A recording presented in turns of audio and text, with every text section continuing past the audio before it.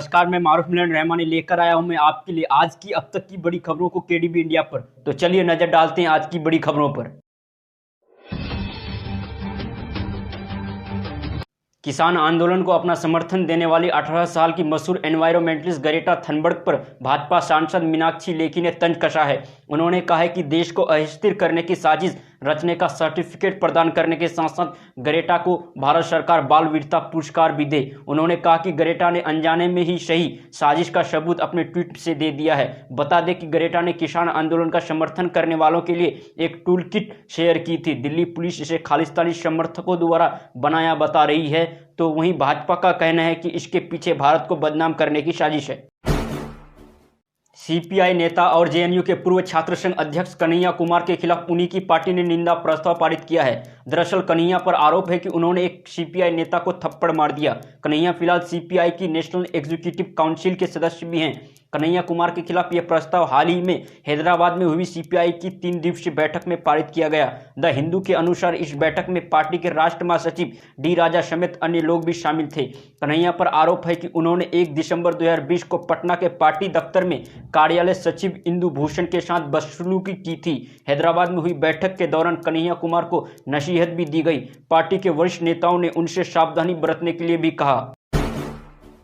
किसान आंदोलन को लेकर राष्ट्रवादी कांग्रेस पार्टी यानी एनसीपी के चीफ शरद पवार ने मोदी सरकार पर हमला बोला है। शरद पवार ने कहा कि किसान आज शांति से प्रदर्शन कर रहे हैं, अगर वो आंदोलन का रास्ता छोड़कर कोई और तरीका अपनाते हैं तो देश के सामने बड़ा संकट आ सकता है, जिसकी पूरी जिम्मेदारी बीजेपी सरकार की होगी। उन्होंने कहा कि ऐसे कई मुद्दे हैं जिनको लेकर जिनके हाथ में हुकूमत है वो संवेदनशील नहीं है। किसान आंदोलन के मद्देनजर हरियाणा और दिल्ली एनसीआर के कई इलाकों में सरकार द्वारा मोबाइल इंटरनेट पर लगाई जा रही पाबंदियों पर राकेश टिकैत ने बड़ी बात कही है। किसान नेता ने अपनी प्रतिक्रिया में कहा कि ये आंदोलन जन आंदोलन है, ये मोबाइल और व्हाट्सएप पर चलने वाला आंदोलन नहीं है। इंटरनेट पर रोक से आंदोलन पर कोई फर्क नहीं पड़ेगा। उन्होंने आगे कहा कि दिल्ली पुलिस की सारी कील काट कर जाएंगे। भारत ने कोविड-19 टीके की 56 लाख खुराक दूसरे देशों को सहायता के रूप में दी है, जबकि करीब 1 करोड़ खुराक की आपूर्ति वाणिज्य आधार पर की गई है। ये जानकारी गुरुवार को विदेश मंत्रालय के प्रवक्ता अनुराग श्रीवास्तव ने दी है। उन्होंने बताया कि आने वाले हफ्ते में भारतीय टीके की आपूर्ति कैरिबियाई देशों, प्रशांत महासागर के द्वीपीय देशों निकारागुआ, अफगानिस्तान और मंगोलिया में की जानी है, जबकि अब तक भूटान, मालदीव, बांग्लादेश, नेपाल, म्यांमार, मॉरिशस, सिलेश, श्रीलंका, संयुक्त अरब अमीरात, Brazil, Morocco, Bahrain, Oman, Kuwait, मिस्र, अल्जीरिया और दक्षिण अफ्रीका को कोविड-19 टीके भेजे जा चुके हैं।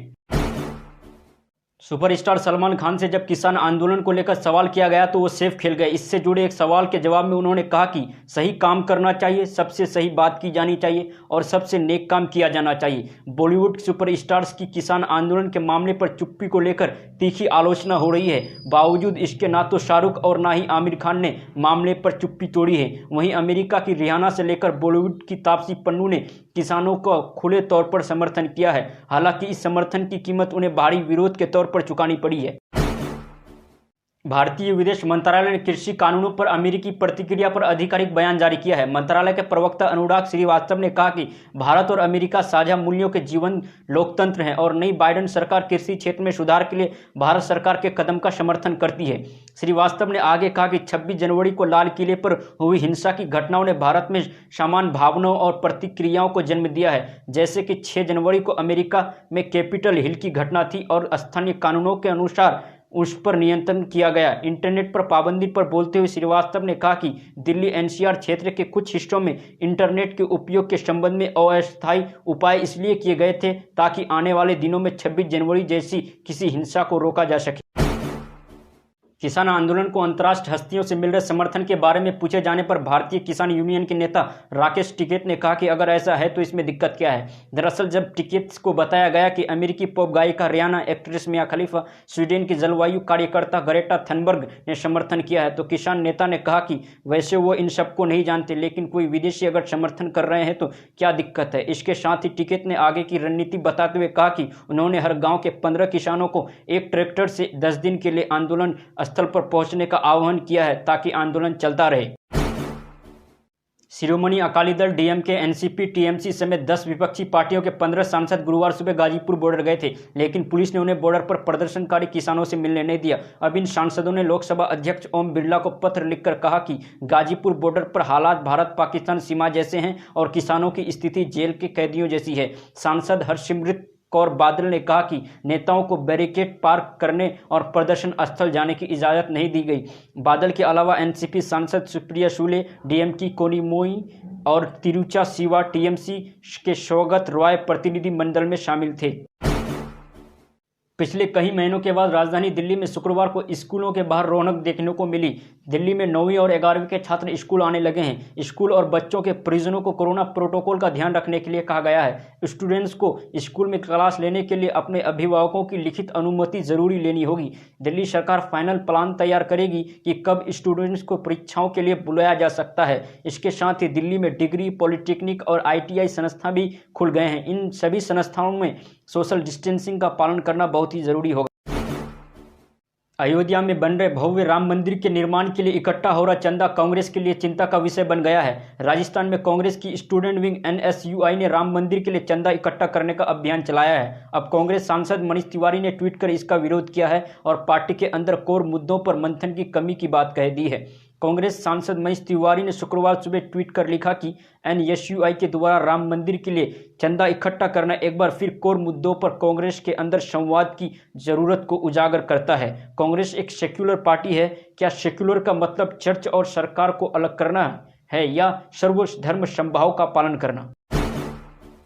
उत्तर प्रदेश में होने वाले पंचायत चुनाव की डेडलाइन हाईकोर्ट ने तय कर दी है। अदालत ने 17 मार्च तक आरक्षित सीटों का निर्धारण और 30 अप्रैल तक पंचायत चुनाव करा लिए जाने का आदेश दिया है। ऐसे में यूपी के पंचायत चुनाव उसी समय हो रहे होंगे जब पश्चिम बंगाल सहित देश के 5 राज्यों में विधानसभा चुनाव अपने उफान पर होगा। बंगाल जीतने के लिए बीजेपी ने यूपी के पार्टी संगठन महामंत्री सुनील बंसल और डिप्टी CM केशव मौर्य को अहम जिम्मेदारी सौंप रखी है, जबकि मुख्यमंत्री योगी आदित्यनाथ स्टारक प्रचार की भूमिका में होंगे। ऐसे में यूपी के बीजेपी नेताओं के लिए अप्रैल में पंचायत चुनाव किसी सर दर्द से कम नहीं होगा। पश्चिम बंगाल के आगामी विधानसभा चुनाव से पहले राजनीतिक दलों के बीच जुबानी हमले तेज हो गए हैं। मुख्यमंत्री ममता बनर्जी ने बीजेपी पर निशाना साधते हुए कहा कि वो सोनार भारत को ध्वस्त करने के बाद सोनार बांग्ला बनाने की बात कह रही है। ममता ने कहा कि तृणमूल कांग्रेस का कोई विकल्प नहीं है और राज्य में कोई दूसरी पार्टी इसकी जगह नहीं ले सकती है। राज्य में सत्तारूढ़ तृणमूल कांग्रेस के लिए बीजेपी चुनौती बनकर उभरी है। बीजेपी राज्य में विकास की कमी और खराब कानून व्यवस्था का आरोप लगाकर ममता सरकार पर निशाना साध रही है।